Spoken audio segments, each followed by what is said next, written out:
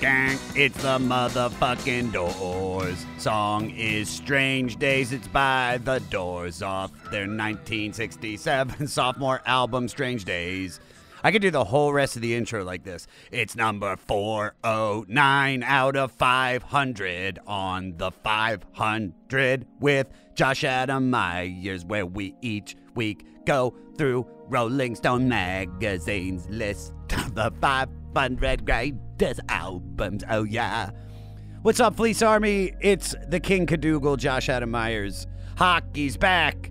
Baseball's kinda back. I'm having problems with my dog Lekka's paw, but she's fine. Don't worry. To everybody out there that is sending me love, because you didn't even know about the dog, but if you're just sending me love, I love you guys. I love you so much. The love for you is fleecy like a mofo. Guys, I want everybody to know that you are listening to the 500. So I want you guys to take a screenshot of how you're listening to the 500. And then I want you to share that screenshot on your Instagram stories. And you tag me at Josh Adam Myers, tag at the 500 podcast. Let's get the word out, guys, because, dude, the albums are getting thicker and more robust. I mean, as I say a lot of time, and people shit on me for this, this is one of the first Doors records I listened to from front to back. We're not going to give you the history because I want to get to the episode. I'll give you a little bit. So this was released on September 25th, 1967 on Elektra Records and produced by Paul Rothchild, who I know his son because Morty, our writer, plays in a band every Tuesday night, well, when we could be outside, at the Kibitz Room. And Dan plays bass and is incredible. So that was crazy. When I saw that, I was like, holy shit, that's fucking, is that Dan's dad? And he was like, yes. And I was like, thank you. I'll take stupid questions for 500, Josh. And this is the second album by the Doors. So they released their first record in January of 67. But then 4 months later, as the album and the shows that they were performing were going well, Elektra wanted them to follow it up. But after receiving and absolutely flipping out over an advance copy of the Beatles' Sgt. Pepper, the band and longtime producer, my friend's dad, Paul Rothchild, and engineer Bruce Botnick realized that they could experiment much more than on the first album.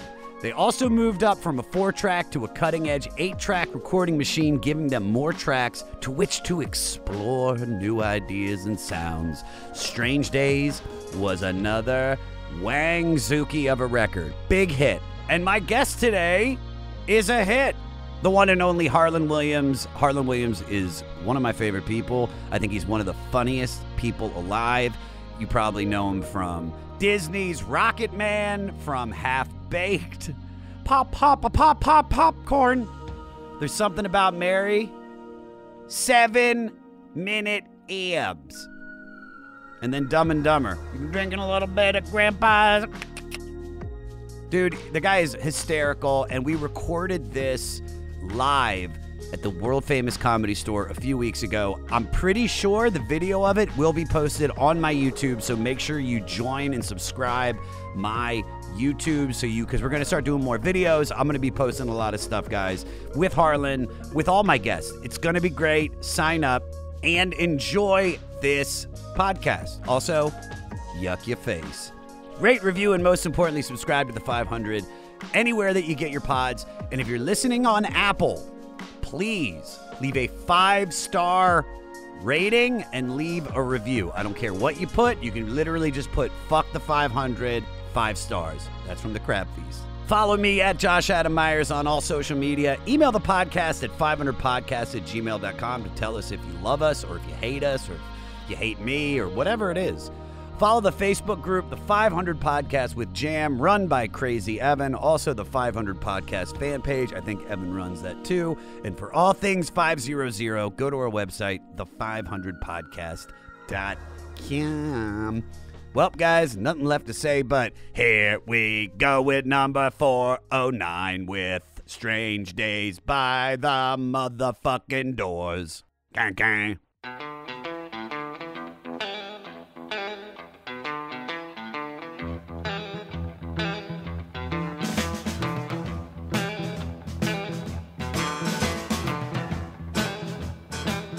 Well, Harland Williams. Harland Williams. Harland Williams. Wait, shouldn't you sing Ernie Pumpernickel? Ernie Pumpernickel. One for the nickel, two for the pumpkin. Dang, dang, dang. Harland Williams is a great name, but you should have a different name, like a Billy Toledo or like Fran Tarkenton, who was actually a quarterback for the Washington Redskins. Oh, I thought that was the nanny. It could be. Isn't Fran Tarkenton? Didn't she have a show called That's Fran Drescher. Oh. Same thing. Did she play football, though? I think she did, yeah. She then was I'll outside take that. linebacker. Can I be Fran Drescher then? You have a Fran Drescher feel. Yeah. This is what's so great about because first of all, this is the first podcast I have taped live with an actual human being next to me since COVID dropped March 12th. I know, and what's so cool is we measured it, and we look like we're really close, but we're exactly to the inch, like 6 feet we apart. Are 6 feet. I'd say we're 6 feet and 3 centimeters. Yeah, like if I lean this way, like I'm gonna get a violation. I'm gonna mask up, dude. I can't. I gotta let the goatee shine, bro.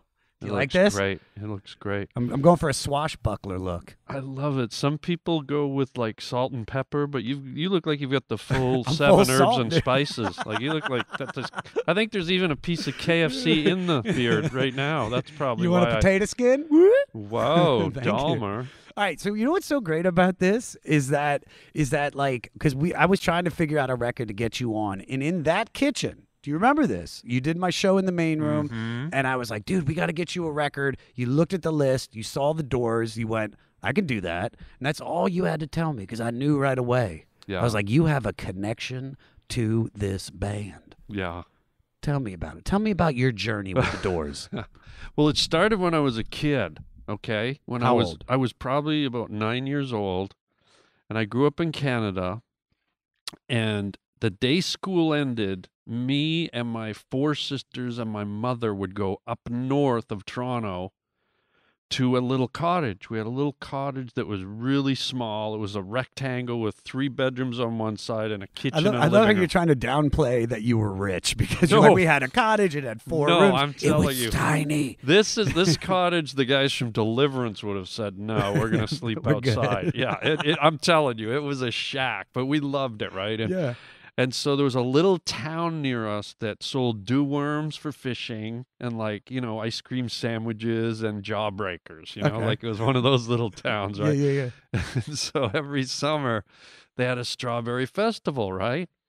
As they do. Yeah, these little towns have strawberry festivals. You have to honor strawberries once a year or the Mayan gods will kill us. Yeah, exactly. So we go to the strawberry festival, and it's me and my 4 sisters, and they have a fish pond, where you stick the fishing line in, and then the people who run it stick a prize on the end of it, and you pull it up, right? So I don't know if this little strawberry festival had a deal with Elektra Records back in the early 70s. Possible. Like this town had about 120 people, right?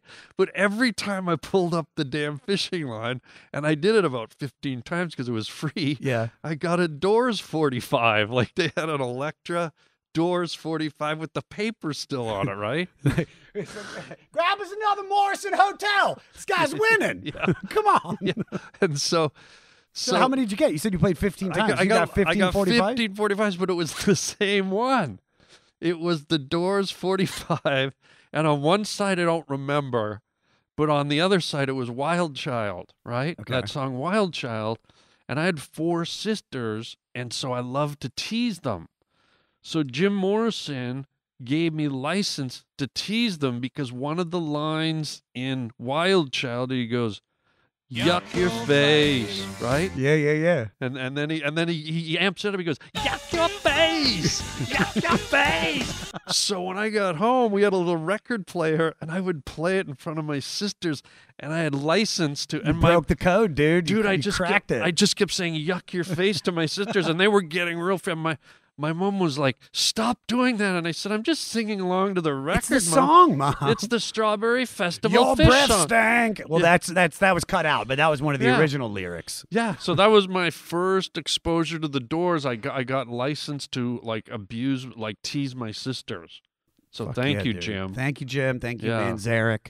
So wait, so that's 9 years old. So you start listening to the song. Yeah. Like, how connected were you, and how did it go from there? It was weird because I knew, like, you know, I listened to the Beatles and all the pop radio, like AM radio, and I realized that even at that age, his lyrics were really kind of different. Like at the end of Wild Child, he goes, "Do you remember when we were in Africa?" Like, he just kind of says it at the end. Do you know that? Yeah. And it's like so weird. I went, this guy's different. And who sings about yuck your face? Like, I just knew he was different, and they sounded different. You know, he had the organ Sure. going, and just his voice, he'd go from really mellow to like yuck, yuck, like screaming, and so I just knew. I didn't know what he looked like. I didn't know, but I just knew that there was something different than all the other sounds I had heard at that early age. So that was my first taste of the Doors. Sure. And so Yeah. how did that evolve then? Well, it evolved. I guess what happened next is I went on in life, and I remember As we do. as we do, and I remember the next kind of exposure to the Doors. I'd heard their songs by then, like, you know, a lot of the like Light My Fire and a lot of the commercial ones. Yeah. And I was on a long train ride. I was on this, like, I think it was a 8-hour train ride from Toronto to northern Canada. I used to work in the wilderness when I was younger. And I remember I was coming home on this train, and for some reason there was a school, like a teacher was moving like a bunch of, I guess it was camp, it was a kid's camp or something. And one of the kids had a cassette tape recorder, and he just kept playing the Doors songs, you know, and I was digging it. And then all of a sudden the teacher grabbed and he shut it off, and he goes, "You know, we can only take so much of a squeaky 60s organ." And that line always stuck in my head. Yeah. And I think he kind of sort of turned me off of the Doors a little bit. Really? Yeah, but then I went to college. Yeah, there it is. Pots in the room. Maybe you're experimenting. There's sex. Wrong. You're wrong on all three. Really? I was in the library. Okay. I was in the library, and I'd never really seen Jim Morrison. Like, I'd seen pictures, but I'd never seen him, like, video of him, right? Yeah. And so they had this, you know, in the library used to be up for reference. They had these documentaries, and they weren't even on VHS or CD back then. They were these round things. You'd put them in a machine, and you'd hit it, and it would spin. Like, it was 70s like AV equipment that I don't even think anyone Microfiche. kept. Remember Yeah, microfiche? it was something like that. Like I'm like solving a crime on Unsolved Mysteries Who or are you, something. Perry Mason? I'm just trying to listen to this album. Right. So I start watching this thing, and they're showing like the history of rock and roll, and it's Little Richard and the Beatles and all that. And I'm just sitting there going, "Oh, this is cool." And all of a sudden, Jim Morrison came on. It was an interview, like, you know, tight shot, and he's just like, "Yeah, man." And it was one of those things, you ever connect with something in your life, and you just go, "Whoa, that's me." Yeah.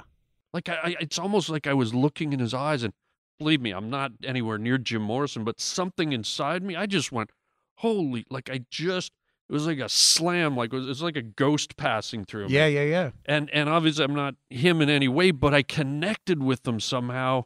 I'd never seen him, but he just like knocked me over, and he was just talking about random stuff, obviously, and so then I was locked in, and then I started reading, you know, Nobody Here Gets Out Alive, and then I fell in even deeper, and then, you know, I grew my hair long, and I used to go to these retro music nights and listen to the Doors and get up on stage and dance around like Jim, and I just loved it. I loved how poetic he was and how different he was from a lot of the music. You know, I felt like his music came from a real sincere, Oh, yeah. poetic place, as opposed to sitting down and being commercial about it and stuff. So what about this record in particular? What about Strange Days? Tell me about your first experience with that. I think it was when the music's over, and I just loved how the song started, like so slowly and just kind of creeped up on you. And it was kind of like Wild Child, where it had built up to a point where he's like screaming, and then some of the lyrics are just so poetic. And when I first stumbled on it, it was one of those songs where we all have those songs where you just play it over and over and over. Like, I must have played it for a year, like nonstop, and I just couldn't get enough of it. And one of my favorite Doors lines is, I'll try and sing it, but No, please. it just, I don't know why, it just resonates with me. He goes, before I sink into the deep sleep. I want to hear the scream of the butterfly. You know, I just love the idea of a guy like, you know, before he dies, he wants to hear a butterfly scream.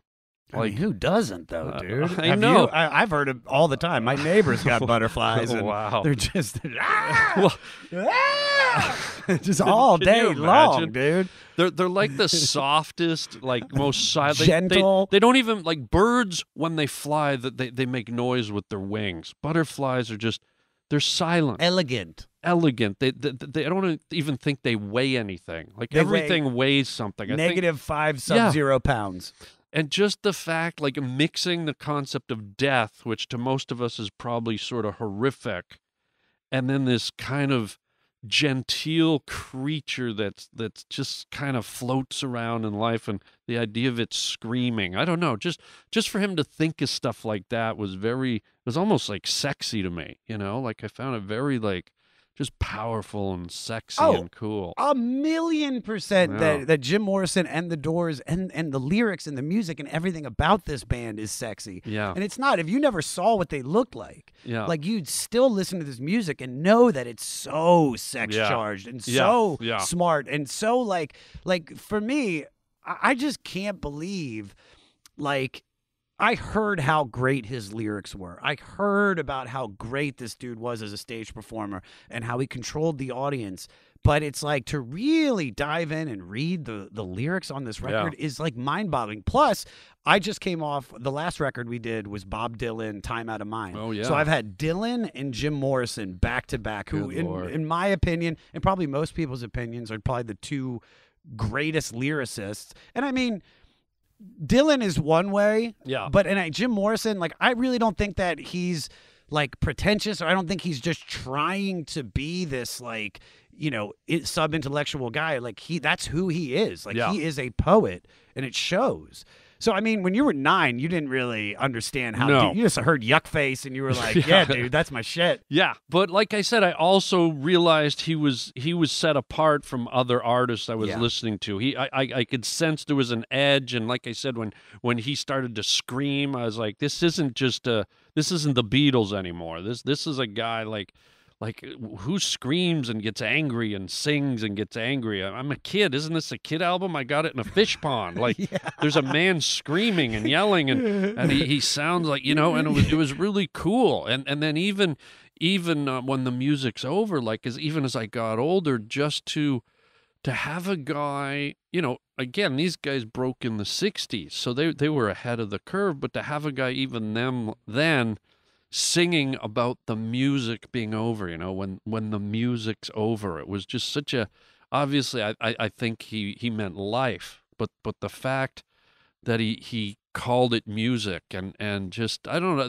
that he was thinking about the end of time and death and stuff like that. It's like it was just like, I don't know, it was heavy and intelligent and you know, it just kind of drew you in, you know. Oh, this record couldn't have come on the list at a perfect time for me. Yeah. I mean, and nothing against Bob Dylan or Clapton or anything that we've done, but this was like to be able to like really dive into this, it's like, oh, I get it now. Yeah. Now I understand why Jim Morrison's like that iconic picture of him like with the fucking sex eyes. Yeah. Like I get it all. The Jesus now. picture. Oh. Yeah.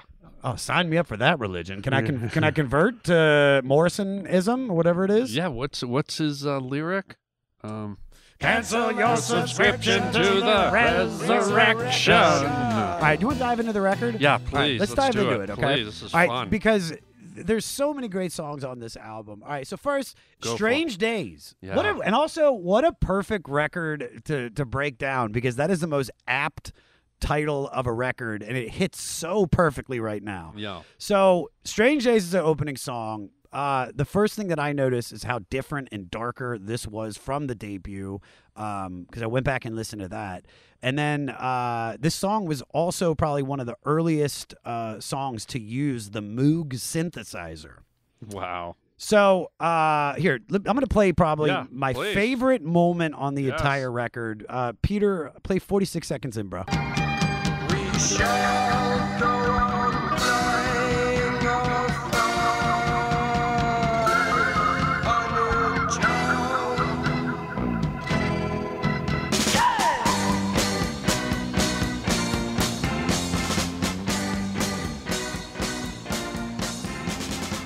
That organ right Yeah, there, that yeah. is one of my favorite things I've ever heard in my life. You know what I Join me. You know what I say about that organ? do I you can say? only take so much of a squeaky 60s organ, bro. Oh, come on. You're not a teacher. Remember? That's what he remember, said. that's what he no, said. But that's what he was probably referring to. You But know- that sounds great. And that statement, yeah. yuck face. Yuck his face, bro. Gang, gang, gang, gang, gang, gang, gang. All right, so this was written amongst many others on this album before their debut. A really cool fact I found about this, in 2012, the 3 remaining Doors went into the studio with rapper Tech-9 to record a reworking of this, including Jim's vocals, that was titled Strange 13. Do you know who Tech-9 is? No. Sounds like Tech- a fishing lure. I think I caught a smallmouth bass in Lake Okeechobee on one of those. 100%. It's because that's where he got the name from. But Oh. he's a part of the Insane Clown Posse crew. Oh, I So did a it's- movie for them. Did you really? I was in the Insane Clown Posse movie. How long Big- ago? Big and Money why haven't I Hustlers. seen? Really? Yeah. What do you play? I play Officer Harry Cox. Oh, I see that. I came up with the line, honk if you love sugar. I just like your name, That's what she said. Harry Cox. Harry Cox. Yeah, that Did was, you write that, or did No, they? that was the character, yeah. Because you would have been like, dude, I'm Harry Fakasha bread. Hello. So, all right. So, what I want to ask you, because this is called Strange Days, tell me about the strangest day in your life. The strangest day in my life? Yeah. Oh, my God. You know I'm Harland Williams, I know right? that. I've That's why I got know, like but about a million strange days. Give me the tip top. One of the strangest days I had, I was working for the police in Toronto, and every day I had to drive down to the commissioner's office at police headquarters and deliver stuff. Oh, to him. for a second I thought you were working for like the band, the police. No, for the police for real. Okay, you're working for the police. And it was an interesting relationship I had with them. One day I had to wear a police issue shirt, and Okay. one day I was over at a buddy's house. He had a silk screening industry, and he silk screened the picture of Jack Nicholson as he's coming through the door in The Shining, saying "Here's Johnny" on the back of my shirt, and I wore it into the police commissioner's office, and my boss almost got fired for it, but. I'm straying. So I was driving home one day, and I was going through this horrible breakup with my college sweetheart. We were on and off again for 5 years, and I was at this point where I was thinking of getting into stand-up comedy, but I was also thinking, do I want a life with her? I got a secure job with the police. I got this. Anyways, I was so kind of mixed up on what to do. I started praying. I go, God, please give me the answer. Help me. What do I do? Do I follow my dream? Do I move to Hollywood? Do I stay with her? And for the first time on my run, I drove past my building on the way home, and I went up the road about 3 or 4 miles to this burger joint called the Fire Pit. And, you know, the logo was like flames and all this and that. And I walked in, there was no one there. I ordered a burger. I sat down. It was one of those bench things. You know, I have a bench, a table, and then on the other side, I sit down. I'm just about to bite in my burger. I'm looking down at my burger, and I feel someone slide in the bench across from me. And Who is it? I'm like, what the fuck? So I look up, and it's this lady, probably about 40 years old, gray hair. I look up. I look right into her eyes because we're this close. I look right into her eyes. Her eyes are a color I've never seen in my life. They were like a charcoal gray. And I looked in her eyes, and I just felt the hairs on my butt. I was yeah. terrified. I'm Sure. a horror guy. It's like a thermometer. The fear just went like that. First thing in my head, I went, oh my God, she's dead. Like I thought I was looking at a dead, those eyes were dead. Sure. And I couldn't speak. I was filled with terror instantly. I said, oh my God, she's dead. And then she looked at me and she goes, I died 12 days ago. and I wanted to scream. I was so terrified. I couldn't talk. And I just sat there and I grabbed the table and she started talking. She told me, she goes, I'm a diabetic. I was dead for 12 minutes. I went to this place. I saw a man with a flowing cape and a flowing beard, and he talked to me. And she started talking about like being with God. And I just let her talk. Suddenly I went from being like terrified to totally like, Can you pass me the mustard? no, it's like it totally flipped. It went from being terrified to I was drawn into her. Oh my God, charcoal eyes? Yeah, I'd be drawn into that too. And I was like, dead person? I didn't want her to stop. I was like, I felt like I was with another entity. And I never said a word. And she talked for about, I don't know, 7 minutes. She got up, stood at the table, looked down at me and said, find the right girl. And she walked away. And I just sat in the chair. Are you serious? This is a real story, dude. Because I've heard some wangzookies from you before. No, this is 100%. You asked me for one of my No, weirdest stories. Dude, you were talking about the hair stuck up on your skin? Yeah. Like, my hairs are sticking. Right now? Oh, my God. Just hearing it? I know you don't like well, COVID. All right. Can I get a picture of them? Yeah, I'll send it to you. Or can maybe cut a few off and send them later and I'll touch them. Oh, it's like Horton Hears a Who. Except Horton Hears an Angel. Put it in the third pocket. Oh. Lock it. Lock dig it. a hole. Put it in the socket. And rock it. I saw a T-shirt once that said, Horton Hears a Who, and then you saw the little thing in his head, and there was a voice coming out that said, hey, Horton, fuck off. But anyways, this was the weirdest, like, scariest thing, and I don't know if she was an angel. I don't know if it was the devil. She might not even been there, dude. You know what? I thought that. So when she left, she went out the side door. I got up and ran to the door after like 40 seconds, and I thought, I bet she's not there. And I ran, and I hate to wreck, but I saw her walking down the street. But part of me goes, because it was the fire pit, I go, was that a demon? Was that like at first I thought she was a demon because of the eyes, and I thought she was, and the first thing out of her mouth, I'm dead. But then by the end, I couldn't get enough of her. Like, it was like she was joy. Like Tony Robbins. It was like you were just joy. Drawn in. I was drawn. Like I didn't want her to leave. Wow. I've never experienced that in my life. And then the fact I went there because I was tormented and I had prayed to God to give me a message about this girl. And the last words, she just looked. She goes, "Find the right girl." It blew and that's what you were thinking about. That's why I went there. My. That's why I went there. I never drove that route. And that one day I drove there, and I went there because I was distraught and I was praying and I needed a place to think. And this stranger sat. It was bizarre. So that's one of the strange things. So let me ask you this then: thinking about something like that to happen to you, this whole completely metaphysical thing. Yeah. When you listen to this song, what kind of emotions does it bring up? Does it make you feel like do you know what I mean? Like, this song basically is like the blanket. As she's leaving, it should have been like, gang, gang, gang, gang, gang. And you're just like eating your friend, gang, gang, gang, gang, gang, gang. My burger was cold. It was sitting there for a while. You can't eat that. No, you know what it makes me think of? I think it's because I'm so enamored with Jim.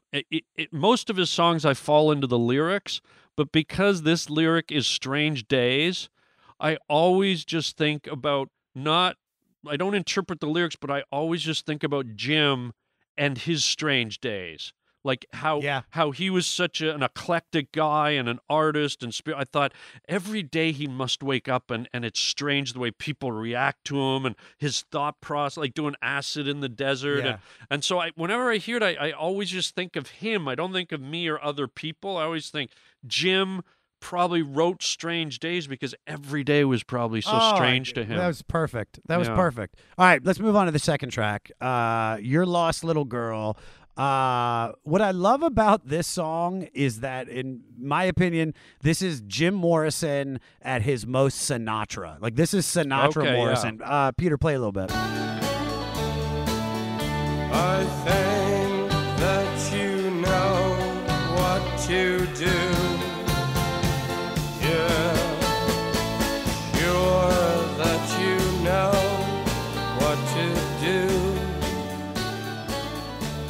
I mean, this is crooner, dude. He's a crooner. It's his little Jimmy croon shoes. It is, but I have one crooner, my favorite crooner part. I have a lyric. I can sing it again if you want. Please. Like, you're right. This is a great crooner, but there's one crooner moment he does that's kind of like the butterfly line. Mm-hmm. But to me, I'll be honest, I've sung it. Like, we've all been out on that date with that beautiful girl where it's going Speak perfect. for yourself, bro. Oh, you don't date I girls? only date 3s, bro. Oh, dude. I don't get above 5s. Oh. I'm single, people. You How? know. Is it? Do I know I look like the bad guy from Princess Bride, but Do you ever date actresses? Like, because I know this Cloris Leachman. Have you heard of her? dude, I would date Cloris Leachman. Yeah, I'm friends with her. Are you serious? Are you down? I mean, was she like 80, 84? I think 82? 87. But she's an actress. She's an Actresses- Oscar-winning actress. Actresses are hot. Do you want her? I mean, I can hook you up. I'd go out on a date with Cloris Leachman. Okay. If you're not lying, and If you don't mind like I met her on Tinder about 2 months ago, and we did a thing, and we did something behind Carney's and stuff, but I'm done with I'd her. go Eskimo So with you, bro. are you okay with seconds? Dude, can we senior seconds? Can we dig up Madeline Kahn, because I'd go on a date with her too. Really? Oh my god, Wow. dude, those are 2 of the funniest women alive. Oh, okay. Well, And I'm attracted to that. I'm not you just are? attracted to looks. I'm attracted to So you're the type personality, of too. guy when a girl's orgasming, you like to hear a joke as opposed to a moan?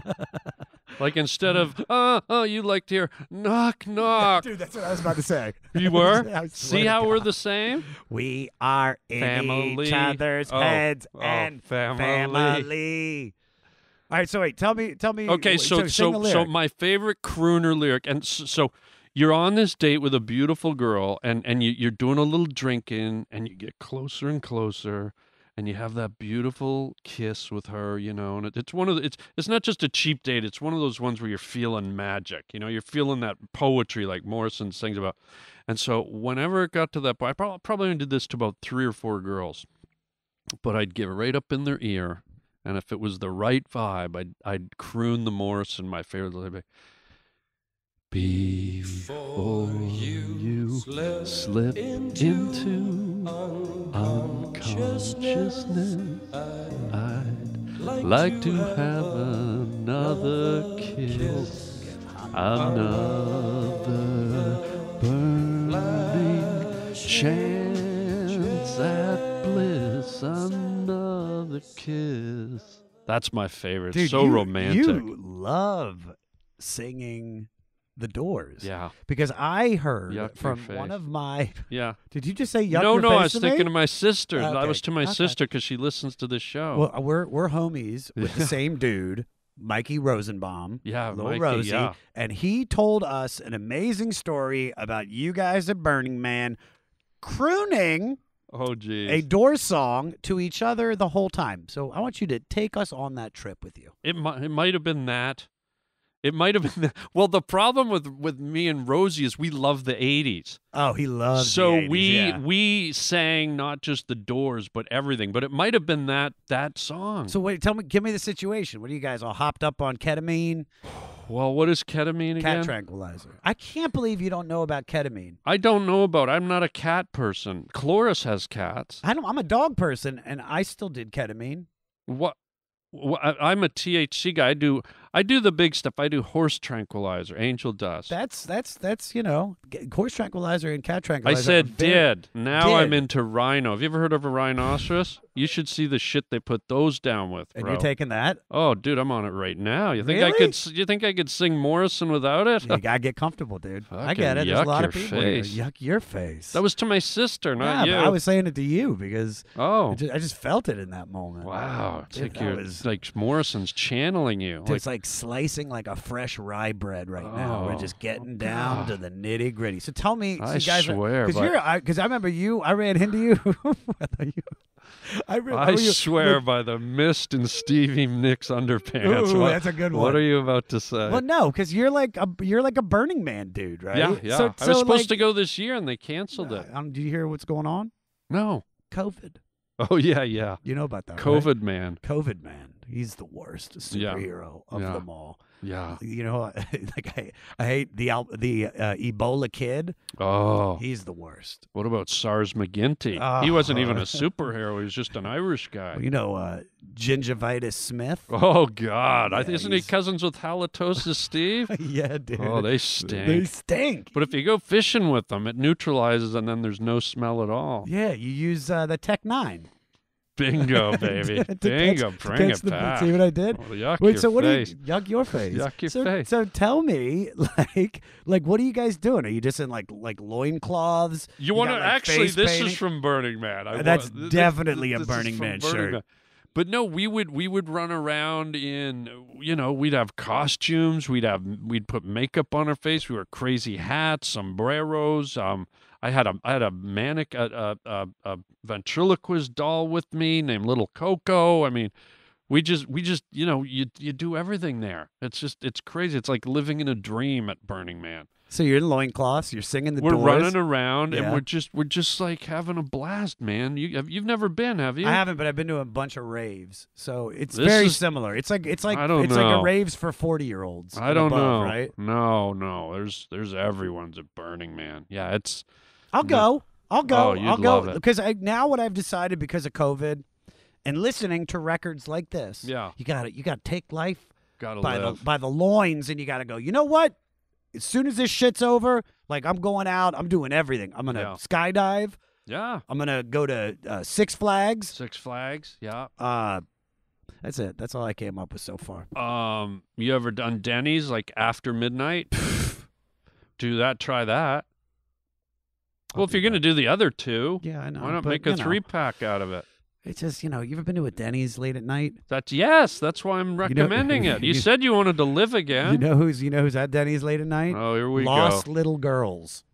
Oh, great segue. You see what I did Yuck your there? fucking Yuck face. your fucking face. All right, now we've come to probably one of the more iconic Doors songs, Love Me Two Times. This is also my favorite version of Jim Morrison. How come? Well, we're going to hear it. We'll Okay, play it, and then we'll great, talk great, about it. okay. Peter, play a little bit. Love me 2 times, I'm gone away. Love me 2 times, babe. Love me twice today. Love me 2 times, babe. 'Cause I'm gone away. I love Scream Singing Jim, which sounds like a name that you would make up. It is. Oh, you it mean is. Scream Singing Jim? It's also a fishing lure in Minnesota. That's what I heard. This is one of my favorite songs. You're going to like my story about this one, but you go. Well, I was going to say an edited version of this was the second single. It was mainly written by guitarist Robbie Krieger. Also, I got to give a shout out before we get to that story. Yeah. Play a little bit of the harpsichord solo by Manzarek. Oh, yeah.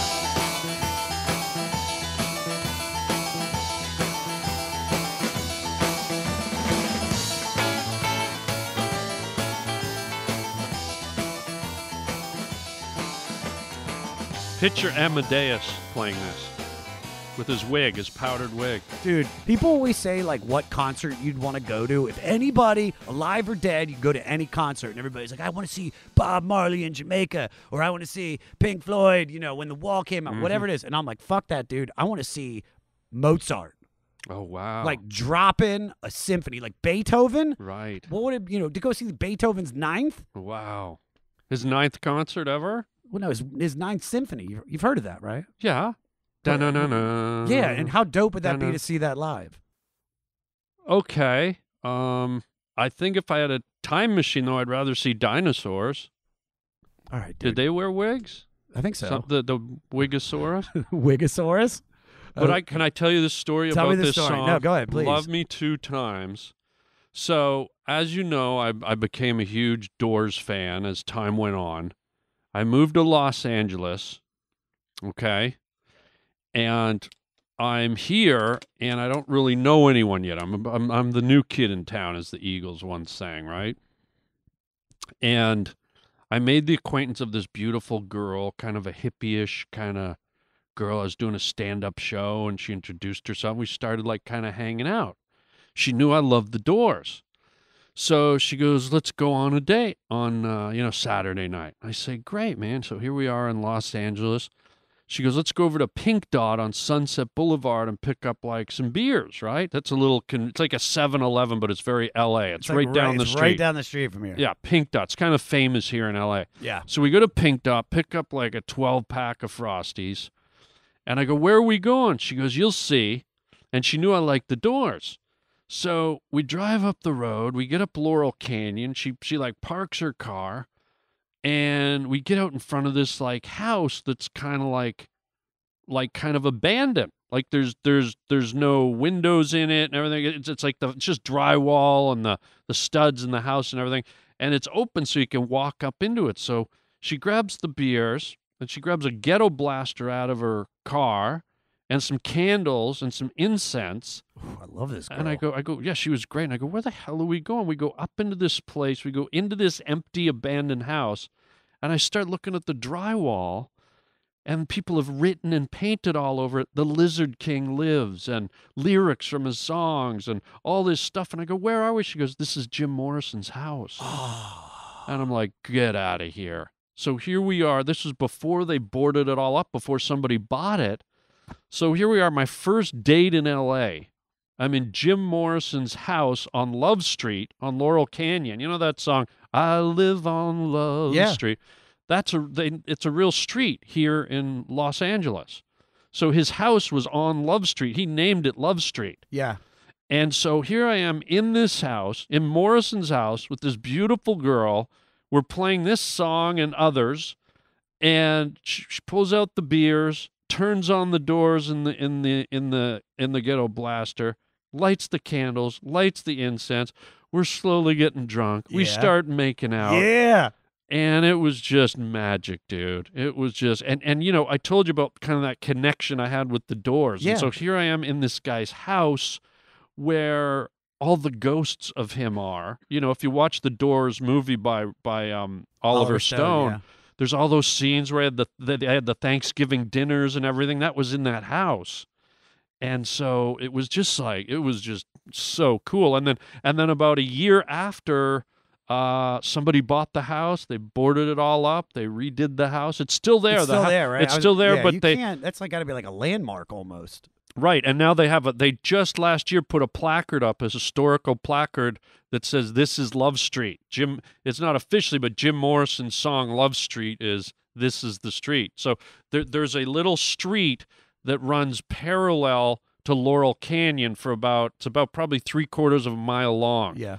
And that's where the house is, right at the top of Love Street. Oh, that's so And so that cool. little strip, he called that Love Street. Dude, what a wild? cool like experience. No wonder you're doing this record, dude. Yeah. You've got so many great stories. Yeah. Yuck your face. Yuck your twat. Ooh. What? That's the X-rated version.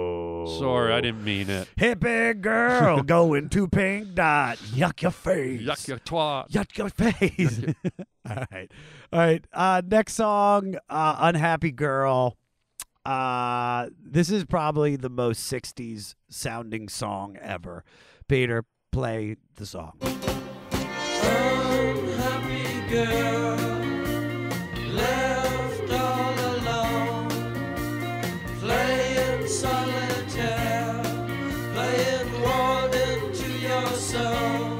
Doesn't it have kind of like that, like incense, peppermints, ripples in time? Yeah, it does. It does. That's one of those ones that always fell between the cracks for me. It felt a little bit too like soft. Like, yeah, I don't know. I know exactly what you're saying. In my opinion, I'm not, because I don't want to shit on Horse Latitudes either, because that's Jim at the most Jim. Yeah. But Unhappy Girl is like, I don't think it really fits with the vibe of this record to open with Strange Days. Yeah. You know, to do Love Me 2 Times, and then to come to this. It's just like what I said. It sounds like a lot of the other shit that was coming out probably around that time. Yeah. There is a little factoid about it. Ooh. This song continues the story of the estranged lover from their songs Your Lost Little Girl and Love Me 2 Times. So this completes the unofficial Sad and Estranged Girl trilogy on the record. And what's funny is I didn't even realize that there was like a theme. Yeah, right. Until Morty wrote that. Yeah, I didn't either. Thank you, Morty. I'm learning. Ray Manzarek recorded some piano on the reversed tape so it would play backwards. Did I make Whoa. sense when I said that?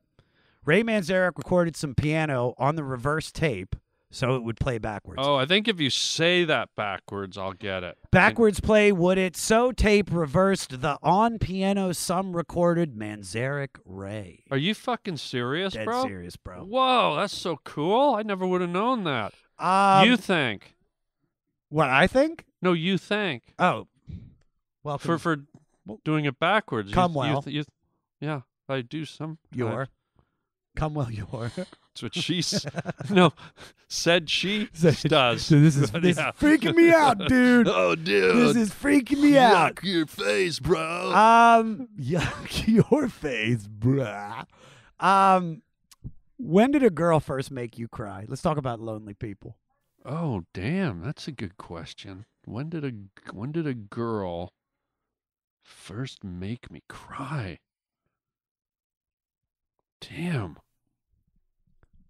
Yuck your face. Oh, it might have been, yuck my face. It might have been when I was in high school. I fell in love with this girl in my class, a Japanese girl who would sit beside me in class. And when she first sat beside me, I was like, hey, whatever. Hey, how you doing? And then every class, every time we had the class, I'd feel more and more like butterflies when she'd come in and sit beside me, and I realized, oh my God, I don't know what love is, but I think this is it. This is it, yeah. And so I think I got so like emotional about her that I think I cried a few times because I loved her, But she didn't love you? and I couldn't tell her. Why couldn't you tell her? Because we were friends and we were all in the group together, and then it was driving me nuts. Like, I'm an artist, so I started drawing her, and I started writing poetry about her, and I couldn't stop thinking about her. And one day I just said to her, I said, hey, yuck your face. And what did she yuck say? your face. She said, will you marry me? No. I said, can we like go for a drive together? I got to tell you something, So she said, yeah. So we just drove like out into the country at night, and I found an old church, like an old country church. I remember I said, I'm just going to stop here. We sat on the steps and we talked, and I said, I just got to tell you, like, I don't know what you're going to say. I don't know what you, and I'd never told a girl I loved her before. And I just said, I got to, I love you, And what did she say? And she was just quiet for a minute. She goes, that is so nice. That's so sweet. She goes, I don't feel the same, but you know what? I was so happy. I said to her, said it and you got it out. I said it to her. I said, I'm bummed that you don't feel the same way, but you have no idea. I'm so happy right now. I want to climb a tree and scream because I've got it out. It's not torturing me anymore, and it's in the universe, and it's like at least it's out in the world now. So, but I think there were a few nights where I cried, or because I was just so emotional about her. Like, I loved her. Dude, love's a heavy thing, dude. It's heavy, especially when you're young and you don't understand it yet. God, dude, I've got like I've got like cigarette burns on my arms because I used to put out cigarettes because when I was so in love with girls and they didn't want to be with me, I'd just get drunk and be like, I just want to feel something. It's not a lot. You can see. There's one there. See that, dude? I covered it up with the dog paw. Oh, dude, wow. but it's just like that's the whole thing about being young and then being old and the way love changes. Because when you're younger, it hurts and you never feel like you're going to come out of it. Yeah. So you cry and you just become emotional. You do poetry. You do all this stuff that you did, that Jim did. But when you get older, you're just like, you don't want to date me? Yuck your face. I don't give a shit. Now you cry because you can't get rid of them. It's like, please, dude. No, that sounded bitter, but no, it's true. Like there's something so beautiful about that young love, and I think that's what was cool about Morrison too. Like appreciating him during my adolescence, because he was an artist that got below the layers, and you could interpret the lyrics, and they were poetic and they moved you, and that's why I liked singing that line in that girl's ears, because it was just deep. Oh yeah, because this is how deep it is. He comes back with the next track, Horse Latitudes, which is some of the strangest shit out there. Even the name, Horse Latitudes, sounds like something you'd make up. You know what I mean? It is a fishing lure. I caught a northern pike on it once in Alberta. Well, okay, if you're not gonna, Peter, block me. Play 50 seconds in Horse Latitudes. Awkward instant, and the first animal is jettisoned. Legs furiously pumping their stiff green gallop, and heads bob up, poised, This is, in my opinion, this is just Jim tripping balls, pushing the limits, Yeah. influenced by the out there tactics of the Beatles and Sgt. Pepper. I feel like something like this is like, do you know what I mean? Yeah. I can dig that. The coolest shit about this is Jim keeps getting more intense as the song goes on. Cool fact, this was a poem he wrote in high school after seeing a book with sailors throwing horses off a ship to lighten the load and conserve food and water. Wow. Or, if you're trying to be positive, it was sailors throwing horses off of ships to feed the starving sharks. I can see that. Yeah. But you know what I all love about perspective. what I love about it is that, I don't know if anybody presented poetry in the way Jim did. Like most poetry was probably presented in coffee houses at poetry readings. Yeah. The tree whiffed in the wind and the child smelled like onion buns, But Morrison was screaming it. He was raging it. He was yelling it. He was like screaming it to the gods. Like that clip you just played. He's like, it's very like, Clash of the Titans. Yeah. Like he's out on like an Olympus rock, and he's just like, there's just Zeus, you father have forsaken. Yeah, it's like he was like ramming. It's probably like the Beatles, and then came Anthrax. You know what I mean? Like that screaming heavy metal. That's what Jim was to poetry back then, and it was just there was such a rawness to it, and that's what I loved, the way he attacked poetry. But the lines, regardless, were some of them were heavy, but some of them were flowery. But he would still like. Kind of, the child's fragile eggshell mind. But also he's got the wind sounds, and if you put wind sound on anything, it takes the intensity level up to like 45. Oh, dude. God. Have you ever done poetry while you're doing a Dutch oven? It's just tell me about it. No, it's just the wind sounds are unbelievable. That's what I've heard. Anyways, but I just that was another thing that was very novel, and I think new about Jim and the Doors. I don't think people were pushing lyrics. But I would challenge you to say that lyrics are different than poetry, even though they can interconnect. Sure. I think a poem is structurally, and the intent of a poem is different than a song lyric. You know what I mean? And I feel like Jim was the first guy to maybe breach that and somehow splice the two together in a way. Yeah. But then marry that with, like, instead of reading a poem softly and gently, he was injecting all this rage and passion, and it was so cool. I would put Jim like poet first, then in a band second. Do you know what I mean? Yeah, I watched this documentary on him, and that's like all he cared about. And he tried to leave the band just to be, that girl Pamela kept like, pressuring him to, she's like, it makes you happy to be a poet, then just be a poet. That's the only time where I worry about, and I hate to use the word pretentious with Jim, but there's times where I go, he just wanted to be a poet, but yet he dove so deeply into this rock and roll lifestyle, and I'm kind of like, don't kind of make it seem like you're above being a rock star because you wanted to be a poet. Like, you did both, dude. You are both. Yeah.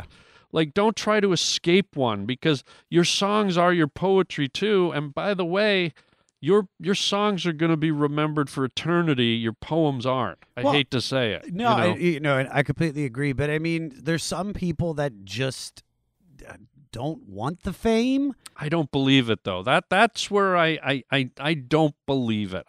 I just feel like, why would you even start singing? Why would you jump around in leather pants and do all the performance? If you didn't want the fame, you'd just go out like Adele, stand there with a hot dog, sing some lyrics, and go back to the green room and slap an old lady in the ovaries. Or whatever she does. What does she do? Are you an Adele fan? Huge fan. Is that what she does? Or I don't know. She goes out first thing she says is, yuck your face, everyone. Oh, yuck your face. Yuck your face. Oh, yuck your face, It's so good to see everybody. Would you grab my Tech 9? Would you get me 10 on yuck your face, you twat? Light some candles. Fucking minging there. Fuck your fan, yuck now your I'm going to do a face, poem. Cue the wind noise, please. Oh, it's a Dutch shoving in there. Shove it in We've there. got Indian curry Dutch shoving there. Fucking yuck your face, you twat. Yuck your face. You fucking you twat. fucking face. Fucking twat. Moonlight Drive. This is one of my favorite. Just the title. Yeah, dude. And what a fishing lure. And this is not only great. I use it at night. This is great because it's got more of the scream singing, and I love the scream singing. Peter, play the third verse for me. Let's swim to the moon. Let's climb through the tide. You reach your hand to hold me, but I can't be your guide. Easy, I love you as I watch you glow. Oh my God. I love it when he amplifies it. Even in the poem, it's just like Jim Morrison's voice is at its best when he's screaming. There's the passion, like you feel it. So there's a cool fact about this song is this was Jim Morrison's sort of audition for Manzarek. So in 1965, they're in Venice Beach, and he asked what he was up to, and Jim said he was writing songs in his mind. And when Ray asked him to sing one, he sang an early version of this, which made Ray say, we're going to start a band and make $1 million.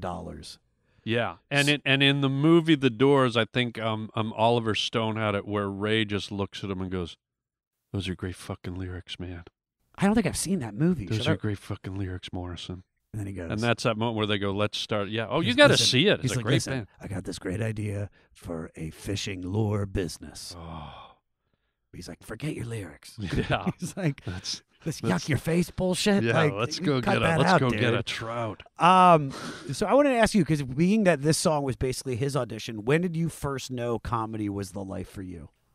It was when I was a kid. It's weird. I always kind of feel weird saying this, but to me, comedy wasn't like a decision or a progression. To me, it was like a weird calling. It was inside of me, and I knew at an early age that I was going to do it. Like I was going to do something in the entertainment industry, and I knew I was able to come up with comedy that was different than other guys' comedy, and I knew my sense of timing was pretty good even as a kid. So I didn't even know that comedy was a thing. Like I was too young, but something inside me was like, you're going to do this, you know? Did you get like big laughs in class? Yeah, I'd get big laughs. I'd do like plays, and I'd do, I wasn't the class clown. It was interesting. I'd be the guy.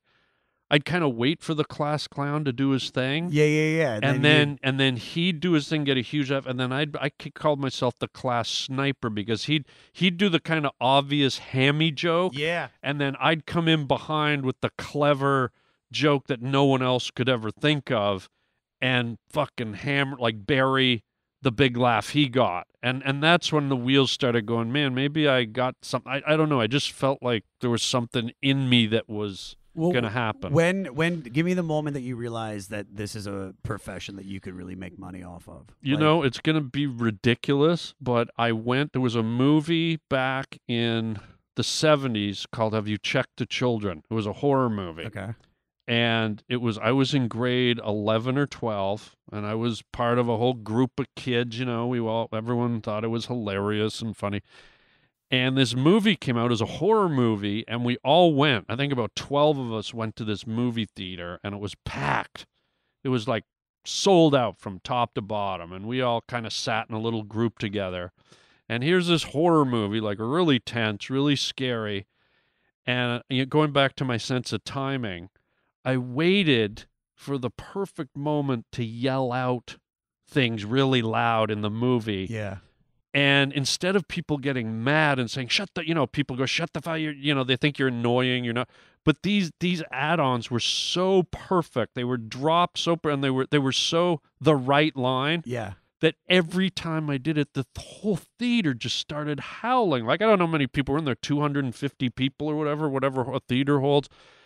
And my friends were dying, and even as the movie was going on, I was just dropping these bombs. I probably did about 6 or 7 of them. Wow. It's not like I was doing them every 10 minutes, but I did every one of them just and in my head, like I already knew I was kind of funny, but to hear a room full of strangers who couldn't even see me or know what I looked like, and to feel the energy and the power that I just got that whole room to laugh in unison at the same moment, I was like, that felt like an energy, a power, and it brought into fruition that feeling that I already had and it was kind of like the forces combined. I went, wow, this isn't just a smart ass kid like yelling out and being an annoying jerk. Like, these all fit, these all worked, and the crowd loved it, even though it was a horror movie. They're like, are you going to be at the 3:30 showing of this? Because you were great. I know, but that was weird. Like I said, they didn't even know what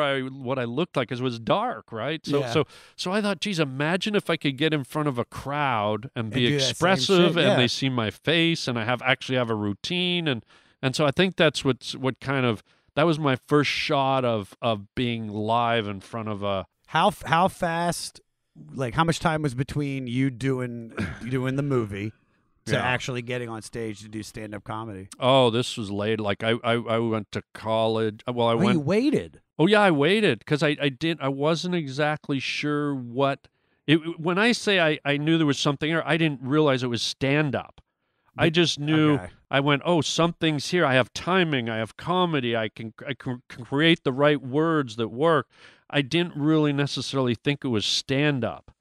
And then as I went through college and this and that, and then I started to go, I know I'm supposed to do entertainment, but what can I do where I travel? I can make lots of money.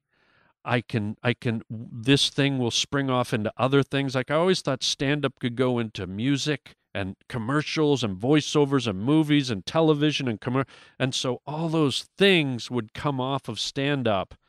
And so that was finally the decision I made, and it was thankfully the right one, but yuck your face, dude. Yuck your face. Yuck your face. Yuck your People are strange. Yeah. When I said that's the other song was more iconic, no, this one is. Play the opening. Yeah. People are strange when you're a stranger. Faces look ugly when you're alone. Women seem wicked when you're unwanted. Streets are uneven when you're down. When you're strange, faces come out of the rain. When you're strange, no one remembers your name. All I can think of when I hear this is the movie Lost Boys. Oh, yeah, That's all I can think of, dude. It's just... And that's what, the funniest shit about that is Echo and the Bunnymen covered this for the Lost Boys soundtrack. It was produced by Ray Manzarek, who also played on the track. And if everybody remembers the great scene from Lost Boys where the vampire's cave contained a huge poster of Jim Morrison in his Jesus pose. Yeah, awesome. Just a little connection. So this was the first single from the album. Jim was in a deep depression, so Robbie and John took him for a walk to the top of Laurel Canyon to watch the sunrise. After encountering other people, Jim put the words together for this by the time they got back. So this was written like... That was written on Laurel Canyon where his house is. Yeah. That's the house where I... So they got back to the house, and Harland Williams was in there with a hippie woman, listening to music, burning incense. I was in Jim's bed. He just climbed in with us. He's a good snuggler. Yeah. He's squiggly, but oh yeah. You know what I mean? Yeah, God. So tell me your relationship with the song. Do you like this song? Like I like this song, and I like it because I've had different incarnations where I've misinterpreted it. Like there's times where I go, Jim thinks everyone else is strange, or Jim's strange and he feels alienated.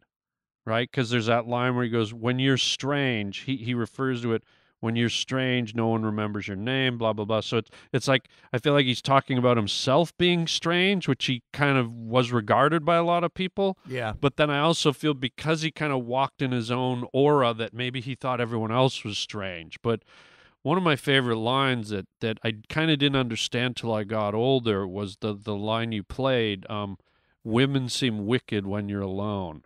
And it just... What do you think that means? Well, I just thought that it meant that, it was kind of the first rub up I had, about the concept of women being like evil. Like as a kid, I knew, they said Eve was evil because she took the apple. But as I told you earlier, I grew up with four sisters who are like probably the most level-headed women I've met to this day in my life. So I thought all women were just completely normal and level-headed and Yeah. even-keeled. And I'm not saying, and I realize men and women, as you get older, you meet people who have emotional issues and are dramatic and can be vindictive or this or that. And so it was kind of through this song where I started to get a little suspicious of women. Yeah. And it made me wonder, like, wait, why would women be wicked? That's a strong word. That is like, a very strong word. And so that was my first inkling that, and I'm not broad stroking all women because we can all be wicked, but that was my first inkling that, wait, I grew up around women, they're perfect, but wait, they could be wicked? And so that was kind of my first little hint that a woman could be just as wicked as anyone else. 100%. Yeah. 100%. Jim knew. I think Jim's including himself in I the think strange so, yeah. people. Yeah. I think he completely believes that he's strange. Yeah. You know what I mean? But I wanted to ask you this because I found this out, that you were a forest ranger in Ontario for 5 years. Yeah. So what was the strangest shit people would do up there, or that you saw up there? It was probably something I did. I used to be I was a foreman up there. I ran a lumber camp. I was one of the foremen, and I had to handle I had two bunkhouses full of guys, and there's probably about, I don't know, 40 people I had to handle. Yeah. And I remember one night there was this one guy who was a bit of a tough guy, a troublemaker. Yeah. And he was kind of a smart ass, and he would lip off and stuff. And I was the foreman, so I had to kind of deal with all these personalities. And I knew this guy wasn't really going to comply to the whole, let's sit down, let's talk, let's dial it back a bit. Yeah. So I thought, you know what, I'm just going to get a little funky on this guy's ass. And we used to have to take all the garbage up to the dump, and there were bears there, and there were hunters up there. So one year, every hunting season, the Ministry of Natural Resources up there, they would make the hunters hand in the heads of the deer and the moose they shot, so that they could do research on parasites, and they can science. They can determine Science an shit. animal's age by the rings in its teeth, and they'd snap a tooth in half, all kinds of stuff. And so one day I went up to the dump, and there was probably about 70 severed, decapitated deer and moose heads in the garbage dump.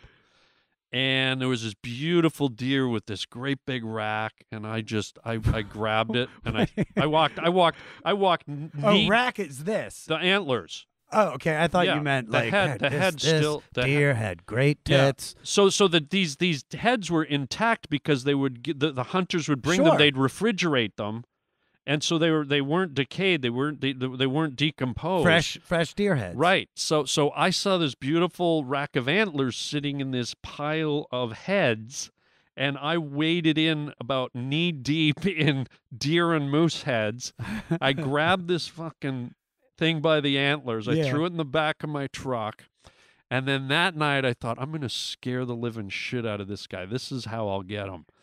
And we, as part of our cutting stuff, we had chainsaws and axes and everything, but we also had, sometimes we'd get into places where we had fields or long grass. So we had basically picture death, the scythe that death carries around, that really long blade. Like that big blade that you ever see a picture of death with the black. Oh, yeah, cape? yeah. And With the sickle.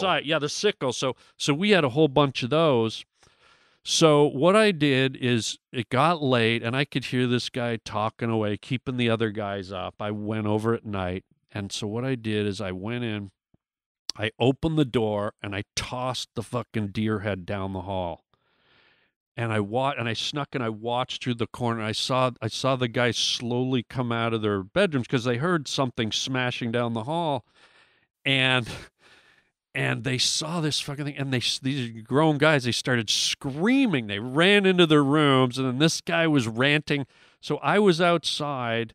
I had a one-piece, my long johns, okay? You probably looked adorable. Full-body Yeah, long dude. johns. You look at Ebenezer Scrooge. Right, but what I did is I took my pillow slip and I put little holes in it and I painted like Spider-Man eyes, right? Yeah. So it looked really ominous, and I put it over my head and I went smashing in the room with the sickle with this fucking thing on my face, and I ran into his room, and I'll never forget, he was sitting in his bed about to light a cigarette, and you weren't supposed to smoke in bed, and I kicked his door open, and I just swung the sickle right in front of his face and buried the tip of the blade in the wall right beside his bed, and he just screamed like a girl. Yeah, dude, that's the scariest shit. Scared that, and he was. They all saw it, and that was it. He was done. Is attempted murder a crime in Canada? Because you could have been charged with that. Probably, but I scared that they did not see that coming, and so he behaved himself after that.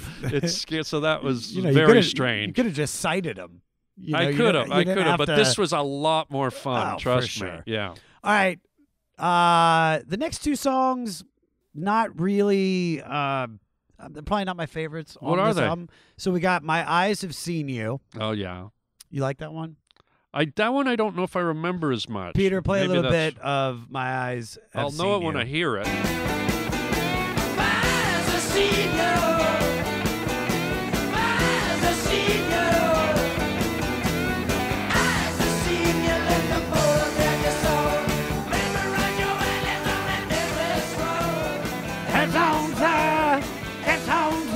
You know what's funny? I was washing my car on the weekend out by the garage, and I had an old CD player, and I had this album on, and I was listening while I was watching. And of course, in my head, I'm thinking, man, they don't make music like this anymore. Everything's like techno and this and that. Yeah.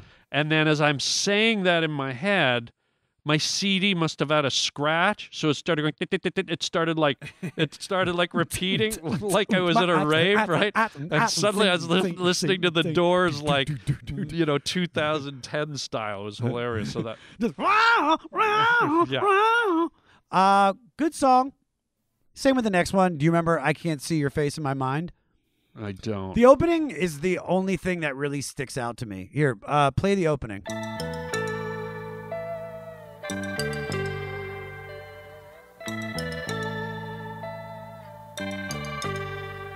I can see your face in my mind. Nothing special. Good Yeah, songs. It's kind of haunting, but it doesn't. It's not one of those ones that I think most people. There's probably some guy or girl listening right now are like, dude, are you kidding? That's my jam. That's the one where me and my girlfriend. Someone always has something for something, right? Oh, dude, I can never win on this. Yeah, if I so try you- to skip over songs Yeah. because we spent too much time on another one, Yeah. like I have people like, you're not giving the album the justice it I deserves. know. I'm like, So to whoever's out there and that's your song, we love We it, love but you. it just for whatever reason it didn't resonate with me and you that because much. we have to get to the final song on the record yes. because this shit is a Wang Zuki.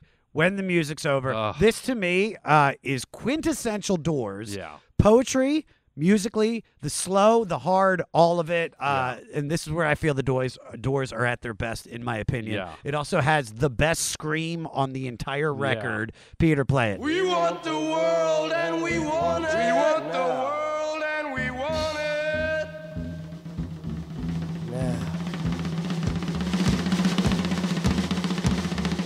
Now.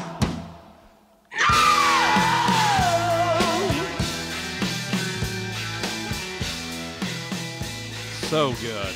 So good. This is kind of the end vibes. Oh yeah, these two songs you could almost splice them together, and that scream is probably that and Roger Daltrey from "Won't Get Fooled Again." Those are probably the two best screams in rock and roll. I do love this song so much. Oh yeah, and by the way, because I get confused because it does sound so much like The End. Were they both featured in Apocalypse Now, or was it just this one or one or the other? But Marty?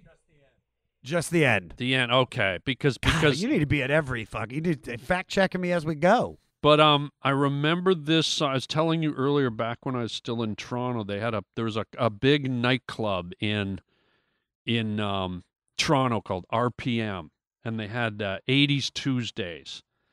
And I would go down alone, and I had long hair, and I was trying to kind of do the whole Morrison look. And this is just when I'd finished reading No One Here Gets Out Alive, and this is when I was really falling in love with the Doors as an adult.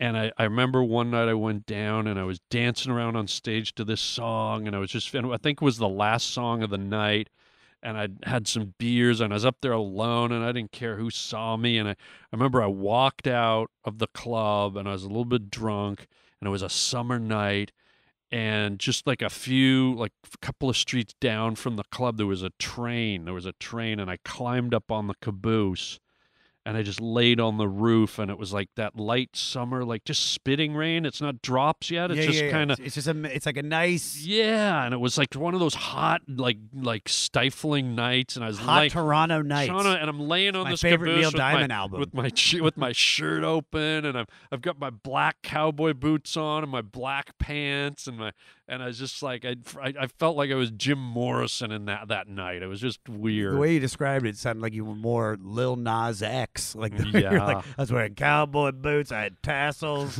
little, no. It was like it's like I didn't own leather pants, so I had black like tight jeans on, and then black like felt cowboy pants or cowboy boots. Yeah.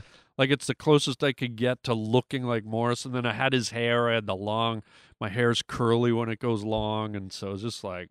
I was kind of channeling him, and I was laying up there. I laid up there for about 45 minutes just pretending I was him.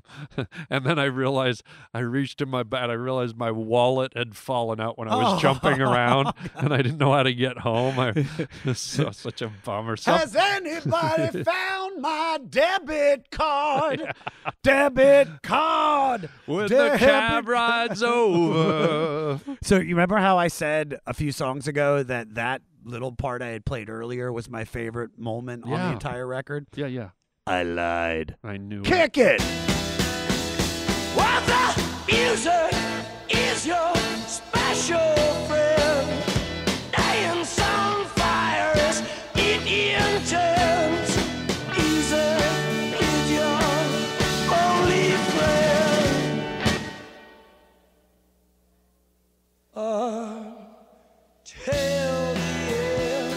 I love this. I think this is a perfect way to end the record, an 11-minute opus. That's how you do it, man. An ode with equal parts ode to music, apocalyptic nightmare, and ecological protest. Yeah, right. It's deeper than we think. She ravaged and raped her and put fences on her and all that. Or was that the end? Maybe I mixed these two up. That's the only. But they're both epic, long. It doesn't make. Here's the deal. If every song that they did was 10 minutes long and it had this kind of. We were talking about Beethoven and Mozart movements. Right. There are movements in this. Mm-hmm. That's why I think this band is different than the shit that's coming out probably at the time. And so far out of the shit that we've listened to on this list, it's like this. You feel like every song is taking you to a time period. Yeah. There's a feeling behind it. There's passion behind it. Those long or ding, ding, ding, ding. How would you feel if I told you I saw that live? I would be blown away. I went to see the Doors live in 2000. Okay. All of them there. Jim not there, of course. Of course. But Ray and Krieger and Dunsmore, all there at the Kodak Theater on Highland and Hollywood for New Year's Eve. I went by myself. Ian Astbury from The Cult sang, and I went in thinking, okay, I'm not getting the Doors, but I'm getting the three. I'm getting the three of them. Close enough. Just that sound, to see the organs, to see them playing, to see them all together.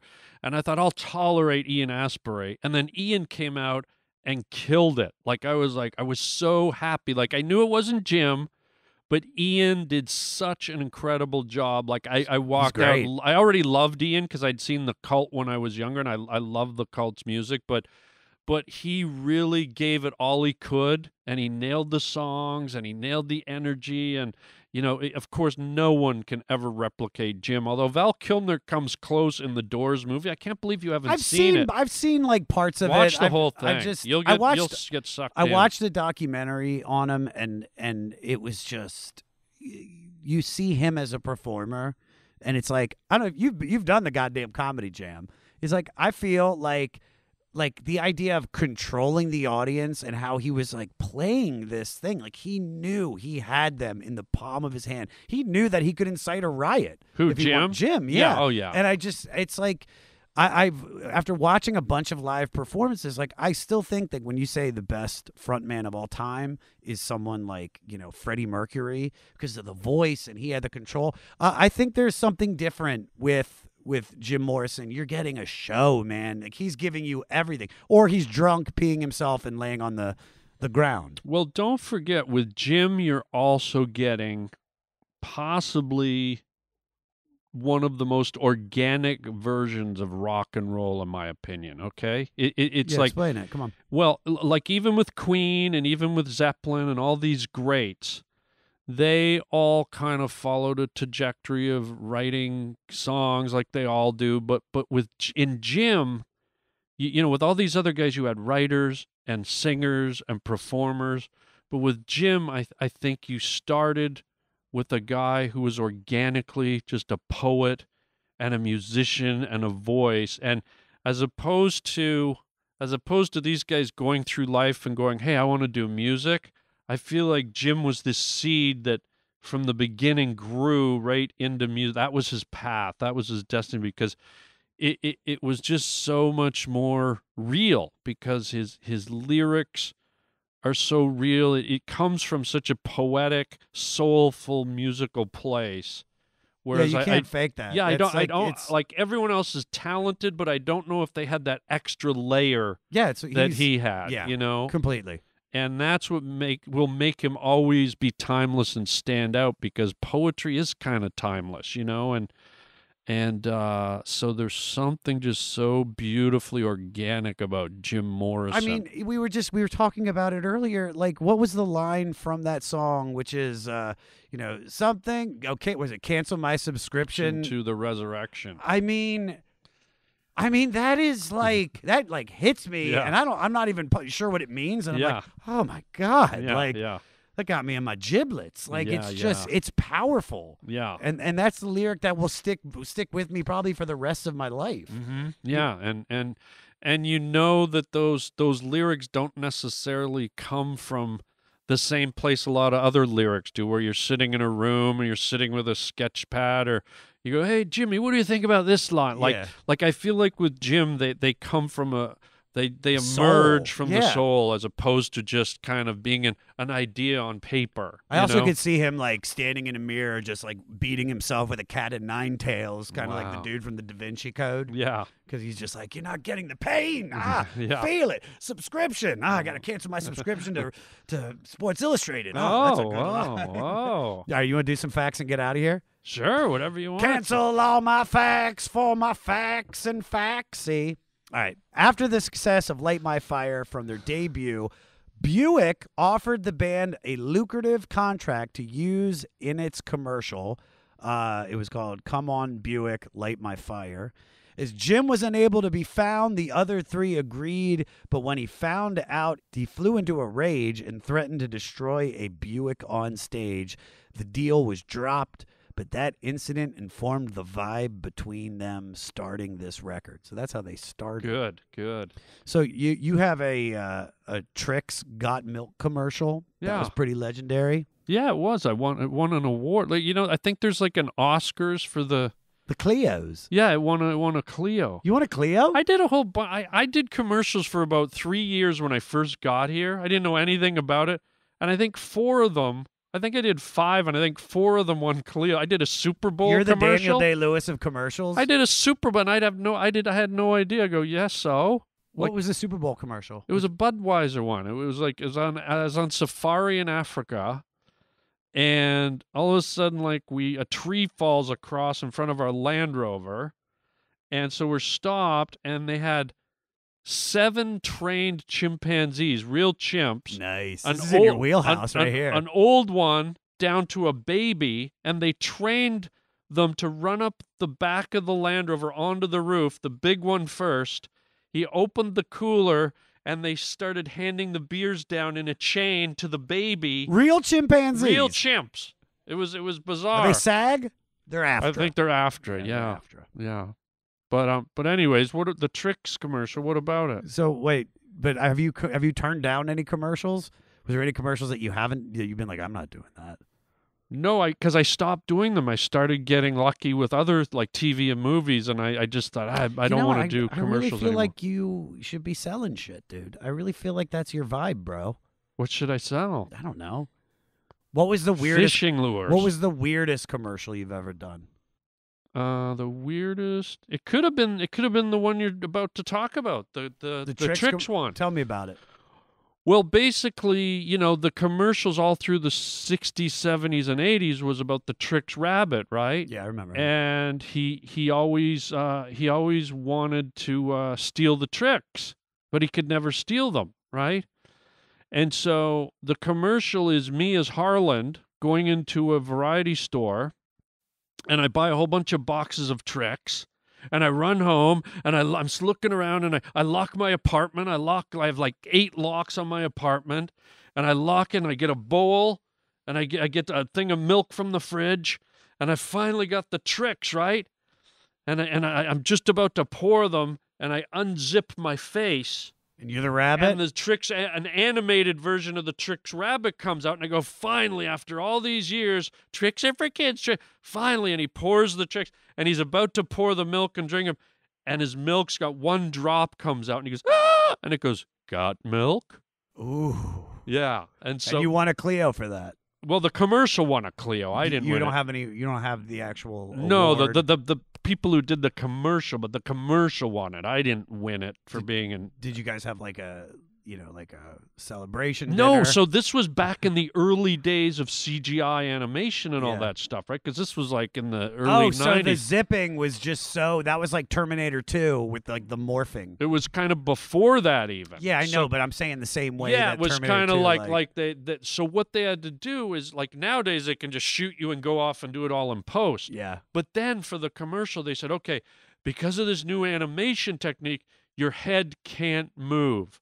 So what they did, they built a brace, and I had to rest my head in this brace all day, and I couldn't move, and my head was in, and all these like lights, and they're filming my face, and I never get headaches. I've had about 12 in my whole life. Yeah. For whatever reason, on that day, Splitting I probably migraine. had the worst I've ever had, and it was the precursor to a flu. So as the day started, like the first hour I was fine, and then I slowly got and then I was just in this thing, like just the last 4 hours, I was can just, imagine. I wanted to curl up and die. Yeah. And I'm like, fuck the tricks, fuck the rabbit.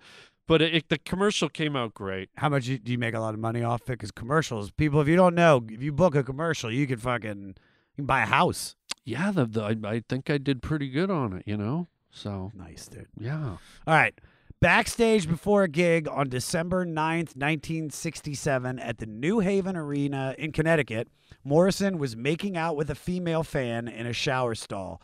A cop came in and told her to leave, and after Morrison had words with the cop maced Morrison and the girl.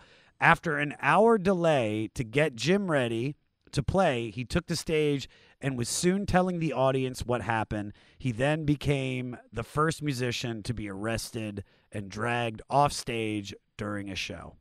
Yeah, that's that famous footage. That's if you watch the Doors movie, that scene's very memorable. No, I think that was in the movie. documentary that I saw as well. Yeah. Yeah. No, it's. I think that's what started Jim too. Like it seemed like that's what started the snowball of him really resenting the authorities Yeah. and police being at his shows, and I think that eventually led to the whole rioting thing, and Yeah. it really kind of left a bad taste in his mouth. Can you imagine getting maced and then going on stage? Well, you got to figure too, he was probably in the throes of passion, so he might have possibly had,